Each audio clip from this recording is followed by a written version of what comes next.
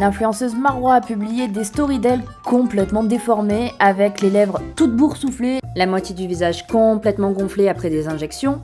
Et derrière votre écran, vous vous dites sans doute « Oh, mais c'est pas possible, c'est un filtre !» Eh ben non, la réponse est qu'il est vraiment possible de tripler de volume comme ça. J'ai fait des injections Et c'est pour ça que tu les as amenés hier soir. d'un produit. Elle s'est fait injecter du hyaluronidase, un produit utilisé car elle voulait justement revenir au naturel et enlever tous les produits qu'elle avait dans ses lèvres. Je vous jure que j'ai l'impression que mes lèvres elles vont exploser, genre. Sauf que la jeune femme a fait une allergie.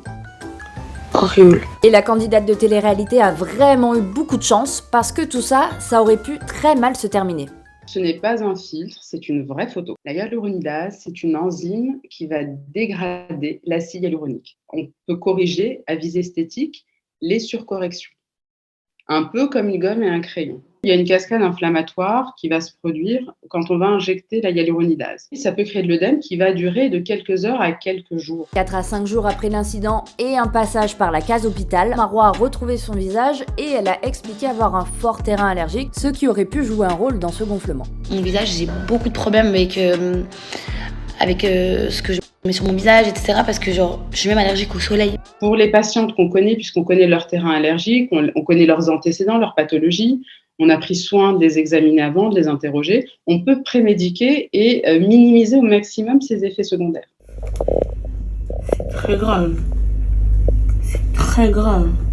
Cette jeune femme a eu de la chance dans son malheur, à savoir, elle a une réaction locale, donc une inflammation qui est effectivement impressionnante, mais qui reste locale. C'est-à-dire qu'elle aurait pu avoir la même chose, mais à l'intérieur, donc des voies laryngées, et à ce moment-là, ne plus pouvoir respirer. Ça, c'est le risque des réactions allergiques, en fait, poussées à leur maximum.